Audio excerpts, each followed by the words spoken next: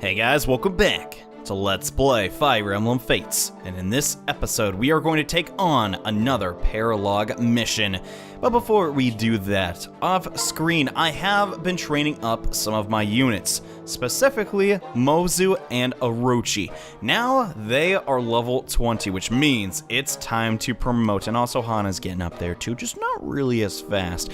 Now before we talk about promotion though, I haven't really mentioned it before yet, but the shop is going to start selling some very helpful items as you progress through the story. The first one I'd like to point out is Orochi's Calamity Gate. This is similar to that ninja's item in the Ninja Village chapter that inverted the weapon triangle and doubled its power.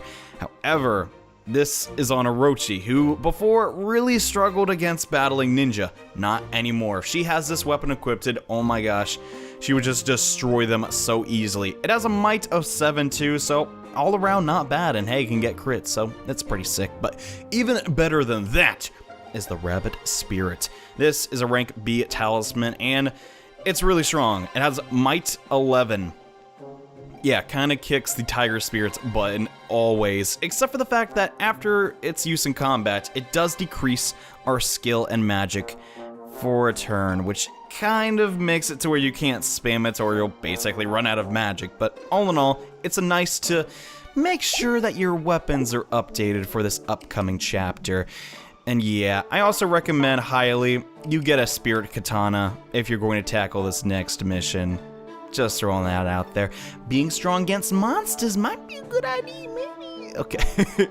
But yeah, back to what I was talking about before. It's time to promote, guys. So first up, I think it's about time we get rid of this Diviner class because honestly, its skills are not the best, and transform Orochi into a Onmyoji. Nice. A Hoshidan Spirit Caller who can use scrolls and rods. You know I'm all about that. Let's let Orochi promote, and hopefully she will have a better class than or skill than just getting more EXP. I don't know why they gave that to Diviners, but hey, whatever. It's time to get some new threads, girl. Ooh! Look at those sleeves, dude. So stylish. Oh, 3+ Interesting. You can say that again. 3+ magic is not too bad. And heck, Harissa since shot up too, not bad at all. Orochi, and now we can use staffs if we so desire. But now on to the next person I want to promote, Mozu. It's been a long time, girl.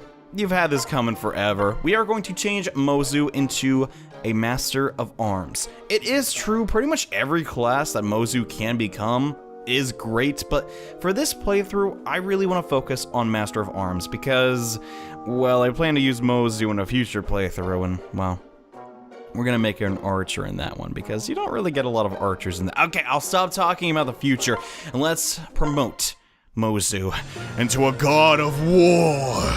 Or Master of Arms. Yeah, the Master of Arms has some decent skills that I kind of want to grab, so that's what we're going after next. And this feeble village girl would transform into a seasoned veteran. Ooh. Yeah, she's pretty strong now. So, once you become a Master of Arms, which only certain classes, actually no, there's only a few characters that can, you get access to pretty much the entire weapon triangle as far as melee weapons go. Gotta say, pretty darn nice. I would give her an arms scroll, but kinda not feeling it, and as far as Naginata go, she's kinda got, I can give her this, don't wanna give her the dual Naginata now, I'll just keep that, but you want a bamboo pole? Why not? Go for that. Alright, so now that's been taken care of, there aren't really too many other units I'm going to promote, and I'm not exactly sure how I'm going to be handling this in the future, but I decided to just highlight it a bit in this episode. But my plan is to promote all of my units, there's no reason not to, except that certain units like Sakura might take a while because you can only do so much healing after all. But anyways, now that we've taken care of that, it's time to start the paralouge mission, and I really want to get this one over with. It is hands down, in my opinion, the most boring, yet yields the coolest character. Not really the coolest, but I guess one of the most memorable. Anyways, let's head into a cemetery in a deep realm to go visit Rhajat.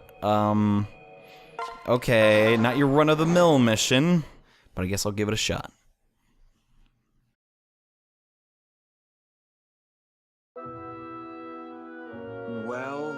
This isn't at all how I pictured where your daughter lives. I didn't even know that any part of the deep realm looked so ominous. It wasn't this creepy last time I visited Rhajat. Something terrible has happened. We better investigate then. Yes, let's hurry in. So, this is Paralogue 14. Rhajat, which is Hayato's daughter, has decided to summon an entire horde of faceless.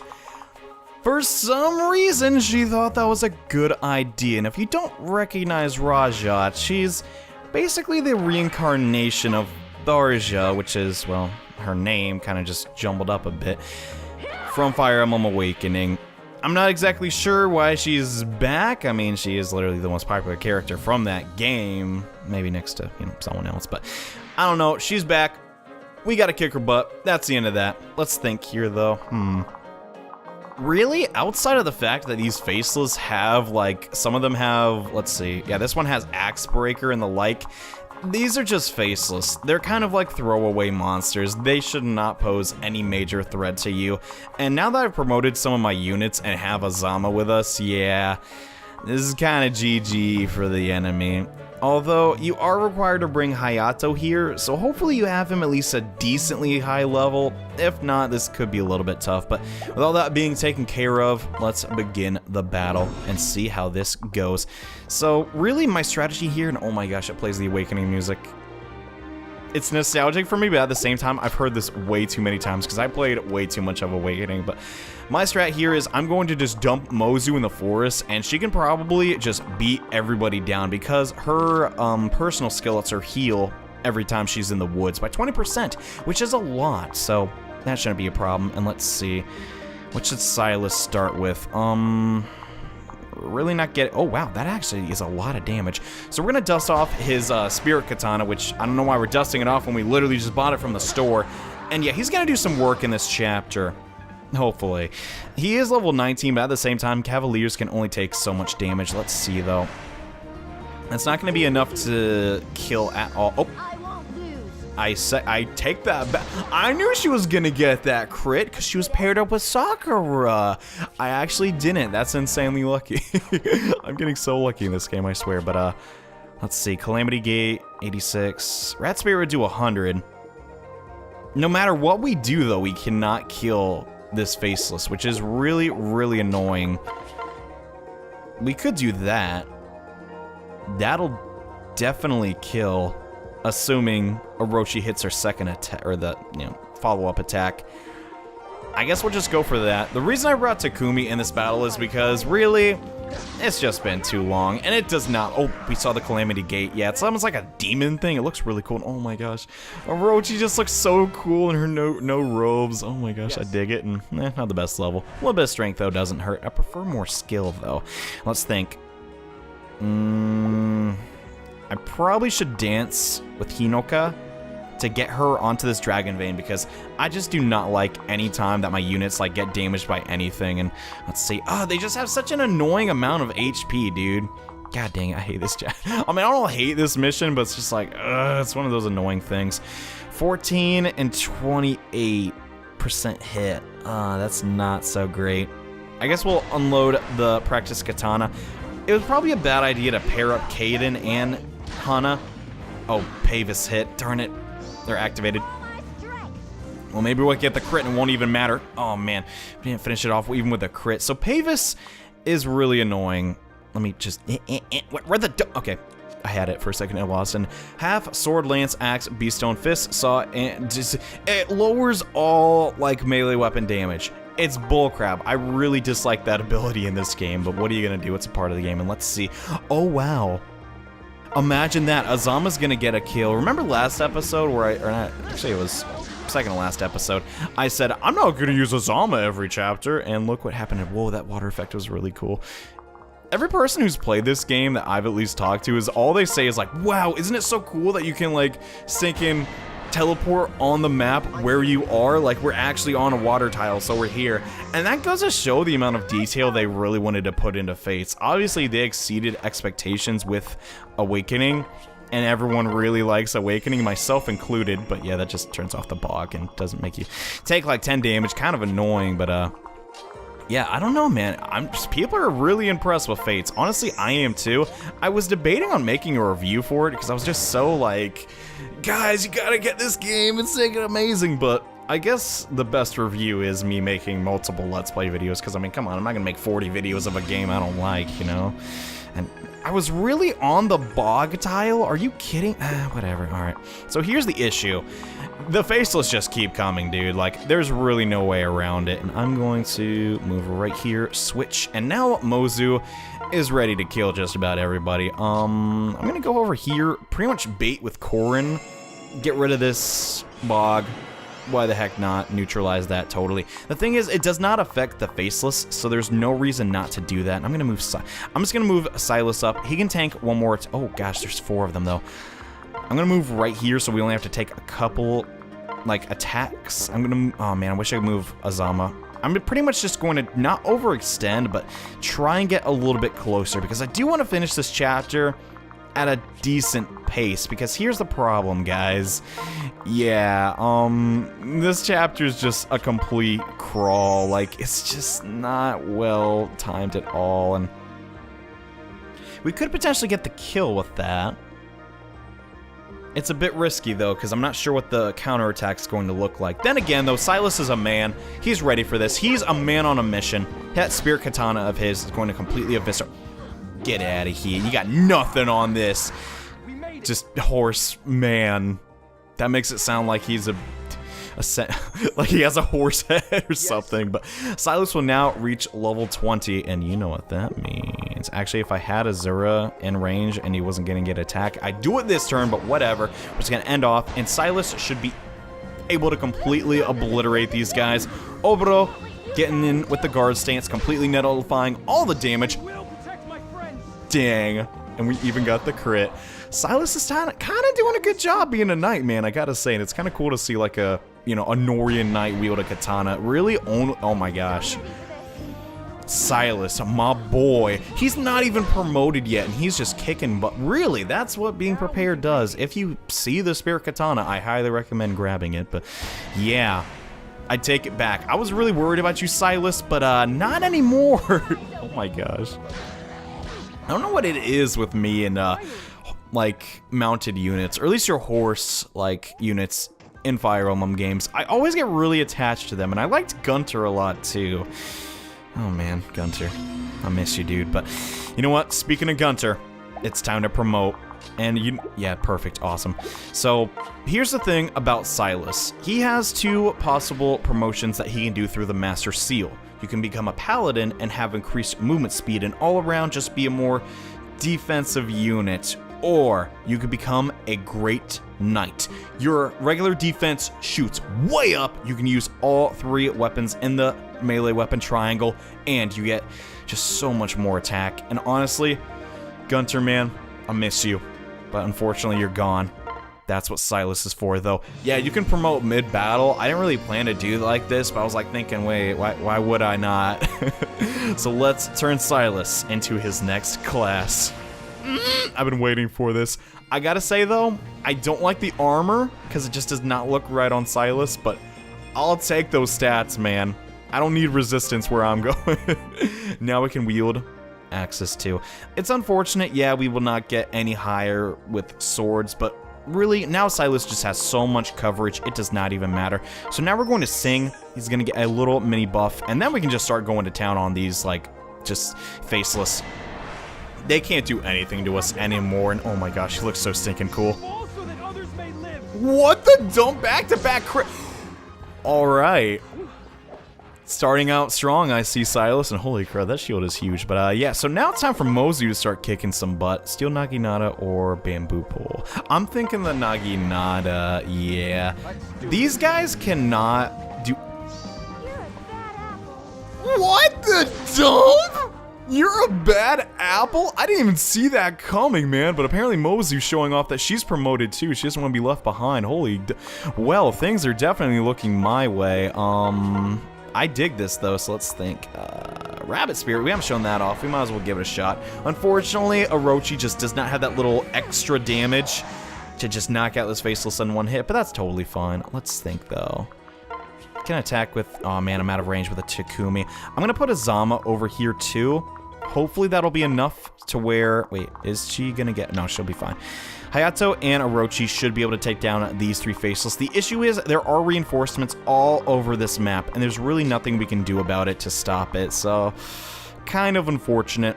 I do want to eventually, though, pass off Hayato and get him to, well, Rhajat, because you could potentially end the battle a little bit earlier if you do that, and for right now, I guess we'll just lend our assistance over here a bit.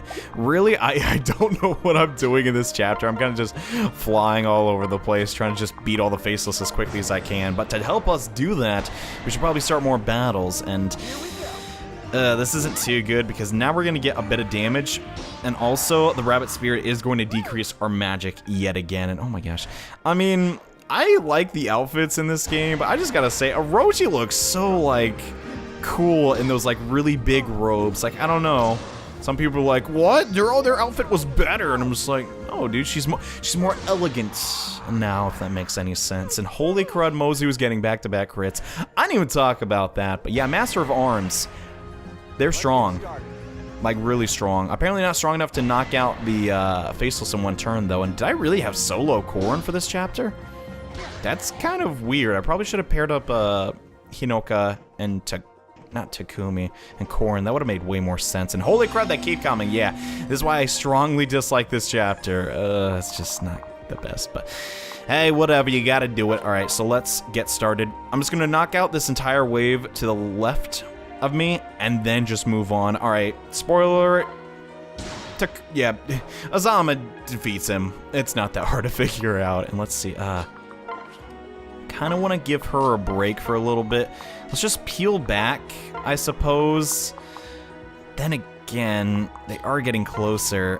What do I want to prioritize? Do I want to prioritize beating the Faceless or risking units dying? I don't want either of that. I think I'm just going to sing to Orochi, then place her right here in the forest. Rabbit Spirit would be a terrible idea. I think for this turn, I'm just going to go for Rat Spirit. It does not matter. We will totally KO this Faceless, and then next turn, Orochi should have her full magic stat back. And, do I want to get the jump on this guy? Not really.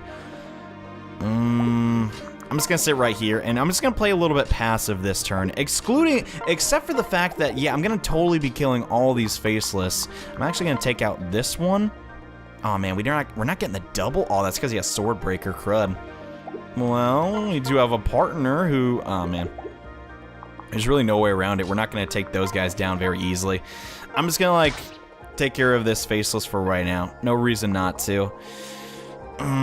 This is just... I'm honestly spending way too much... more time than I should on this. It's just the fact that I did not give Silas an axe ahead of time, because I honestly did not even think of it, but that's kind of slowing us down a tiny bit, but at the end of the day, it's not a big deal. I just want to take care of that bog, but I guess it's not going to happen. I guess we'll just be on the safe side, attack from a distance with our Javelin. Hopefully that'll connect. Nice. One more Faceless down. Really, I should not be overthinking this at all. These Faceless are still a complete joke. We will get attacked with our Javelin out, but yeah, it's not a big deal at all. We seriously take 0 damage from any of these guys, and Obito, just such a good support. Oh my god, they really like Silas, apparently. God dang. Alright, we leveled up our Javelin skill. Not terrible, and oh. Wow. Rat Spirit, not terrible. Unfortunately, we can't get... Dude, the Rat Spirit would be legit ridiculous if we got crits with it. Could you imagine a world where a rat could get a critical hit? Oh my god, that would be ridiculous. What am I talking about? I don't know. I really need to get Hayato to the north, though, so I think I'm going to start working on that right now. I'm going to... Can't one-hit KO, darn it. It's one problem about Orochi. She just seems to, right now, have some difficulties doubling. I don't really know why, come to think of it, but it's whatever. Oh, that's why, because her skill's down. Actually, no, skill does not have anything to do with doubling. It's completely speed-based, but let's think. Calamity Gate for right now, it does have a decent crit ratio. Maybe we can get the crit. I'm not... Oh. Yeah, I would not stand in your way ever, Orochi. Holy crud. Just summoned a giant demon from nowhere. But now that we've taken care of that, here's the problem. I really want Hana to start fighting, but against these guys, she just really can't do much. Iron Katana would be good. Practice Katana, though, would ensure that we could double even if we don't have the initiative. I think I'll just go for that. Maybe we'll get another crit, and hopefully it doesn't get Pavis. That'd be great. We didn't get any damage, so I dig that. I'm digging that so far. All right, let's think. That is my go-to phrase for this entire Let's Play. God dang, I gotta break that habit. I really do, but all in due time. Azama, do your best. There you go. That was pretty much all I could ask for. Leave the enemy completely immobile by just KOing them. Well, almost KOing them. Decrease their stats a little bit. Here's the okay, I'm gonna see how much... I was hoping, like, okay, if we beat that guy, which is gonna be our range now for enemy attacks? Oh, no. Azura is completely vulnerable. Not good at all. I'm thinking, yeah, is it that one? No, it's not that faceless. Is it? Which faceless is it that's trying to attack Azura? We cannot let that happen. I gotta take this guy down. Come on, Takumi, you got this. Please let this arrow hit. You got 25% crit. This has been critical hit the episode, dude, and I honestly just want to hear the crit like dialogue because I've yet to hear it from most of the characters. Okay, we're safe on her. Let's get some heals going on. We not in range to heal. I could have just rescued, but I really just want to go for as long as I can without wasting rescues. Not a terrible turn, mind you, but Korrin has yet to do anything. Might as well get in there with the... See, our Dragonstone doesn't do anything. The Yato only has a 50% chance, so yeah, I was not expecting a lot, but so far, not terrible. Hopefully, our next attack hits just to speed up this a bit more. I'm tired of fighting. I'm tired of fighting Sting Faceless. God dang it, dude. All right, whatever. Azama going for the KO. Not bad. But yeah, I don't know, dude. This chapter just does not rub me the right way. It's just... I don't want to say it's lazy because I mean they just jam-packed like Fates with so much content, guys. You have no idea, but at the same time, I don't know. I just feel like they could have done maybe something a little bit more, anything really to make it more engaging. Like I don't think I know, but I'm gonna move Orochi right here so that next turn we can get to Rhajat and talk to her. You don't have to do this. You can beat the chapter and just make sure that she doesn't die, but really, I just want to get the extra dialogue that shows up when that happens. So that's my major goal. And if we hustle up a little bit, we should be able to end this chapter in a timely fashion. Could just attack with the, oh, actually, no. We're 1 damage off. Dude, that summarizes this entire Let's Play. I'm like, all right, I'm going to try and be fast, try and clear this chapter. You know, just get done with these faceless so we get Raja on our team, but it's not working out. Okay, Spirit Katana, yeah, dude, Silas, the hidden OP of this chapter, dude. I did not see that coming, but yeah, we're out of enemies. Just 1 more to go, and next turn, if no more get summoned, are you what? If I was a turn faster, we could have just ended the chapter. God dang it. Anyways, don't attack your daughter, Orochi. That's rude.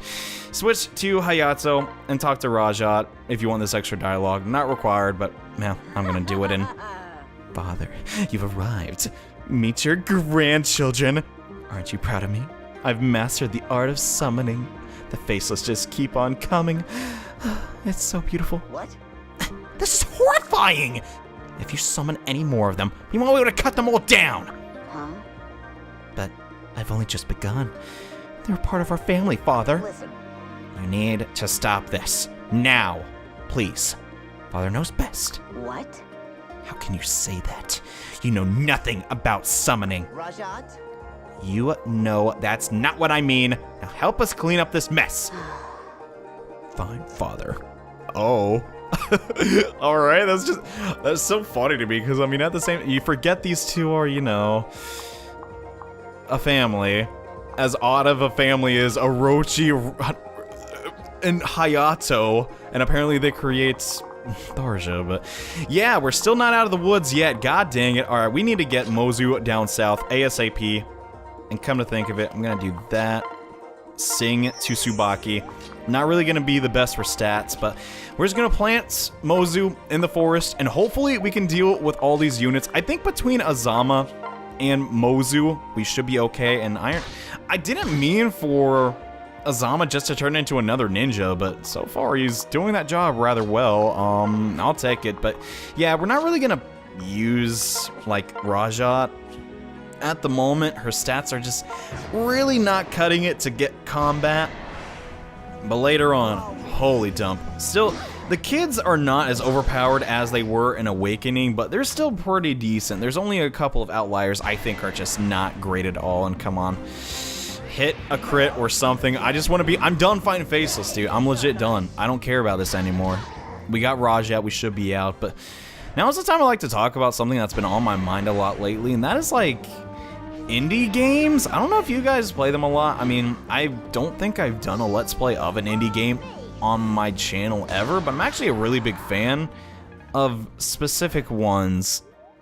Like, I don't think an indie game should be, like, considered better or worse just because it's indie. To me, it always just seemed like, okay, it's a game, you know, it should be held to the precedent of just any other normal game, you know?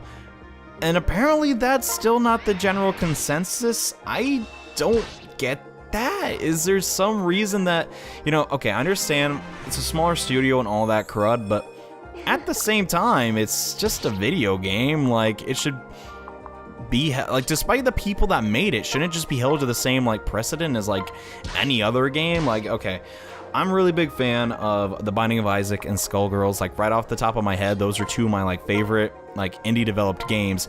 And I'm really, oh, come on, that proc, are you kidding? Oh, that's so annoying, but I don't know, I've been thinking about that a lot more lately. Like, should we give, like, special merit just to developers that made a game by themselves? Because, I mean, at the end of the day, I'm gonna be honest, that's kind of an impressive feat, even if your game isn't that good. I mean, I understand, like, game development is getting a lot easier just because now it's such a popular medium, and holy crap, I forgot Corn even existed. But I don't know, I've been thinking about that a lot lately, and also I guess I'm wearing, like, a Binding of Isaac shirt, so that, actually no, it's not is there even a Binding of Isaac shirt? I'm wearing a Skullgirls shirt because I don't know if you guys have noticed it or not, but I really like fighting games too, and 9 times out of 10 it's this habit I haven't broken for many years now, but I buy from this website called Broken Tier, because back when I used to play Marvel vs. Capcom 3 a lot, I was really just into their entire clothing line, just because it didn't look like your average. Holy, did Azama just beat all of them? God damn, I couldn't even finish my story. Maybe I made him a bit too strong. But yeah, back to what I was saying. I like buying their shirts, and I never really broke that habit just because they don't look like normal clothing, and, well, I like to be a little bit different. I guess I'm kind of weird like that. Thank God this chapter is over. Holy crap, that took forever. But trust me, guys, Rajat's worth it.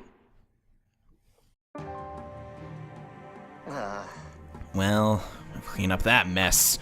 Now, daughter, I've never discouraged you from dabbling in the dark arts. Do you have to pursue the worst possible spells? I've been working on a spell that makes a person taller and less baby-faced. What? Are you? Really? No, of course not.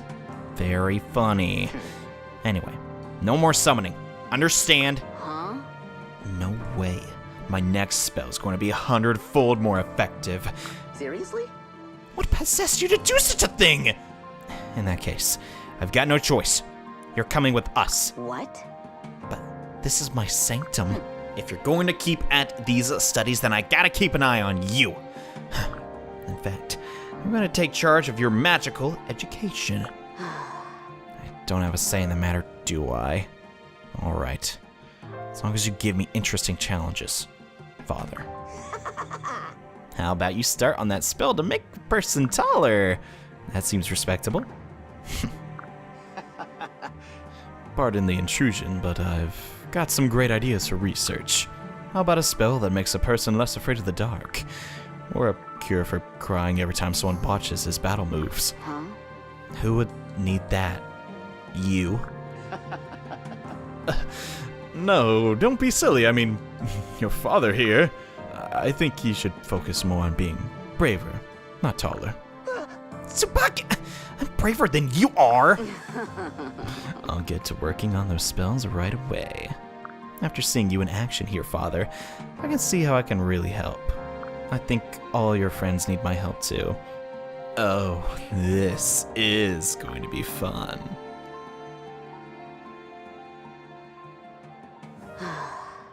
Suppose it's time to take one last look around my dark sanctum. I won't miss it too much. It's just a home. The real darkness is inside me. Huh? Oh, one of my children lived. No, I'm your mother! Stop, abomination! Get away from her! That was a close one. Are you alright, Rhajat? You're hurt, aren't you? You. What's your name? Huh? Me? I'm Corn. You're this Corn that Father's been talking about? Yes. Thank you for rescuing me, Corn. I owe you my life. No one's ever been willing to sacrifice themselves for me before. I owe you my life. All of it. Every hour. Every day. Until the end. Huh? That's, not necessary. You've got my full attention. I'll watch you like a hawk on a mouse. Forever and ever. Until one of us is no more. And maybe then some.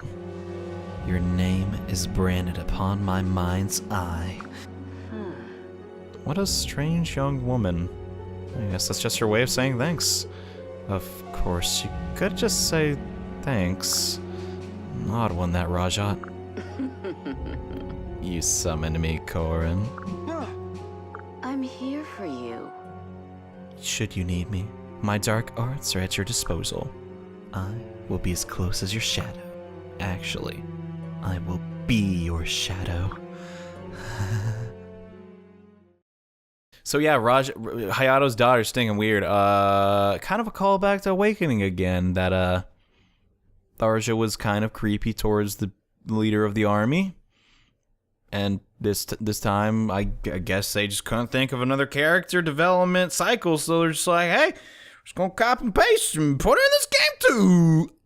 Honestly, not a fan. I would have appreciated probably a different character, but hey, I'm glad she's in the army, because if you thought Orochi's strong, well, Rajat's kind of stronger at the end of the day. Anyways, hope you all enjoyed this episode. It was a whole heck of a lot of fun to make because, well, I kind of just got to beat up Faceless for 30 minutes and just promote my units, which is always fun. But yeah, stay tuned for the next episode because we're not done with paralogs. We're going after one more. And yes, I've been waiting for this next one because, well, it's going to make my main character pretty strong. But that's all I'll say for right now. See you guys in the next episode. Bye.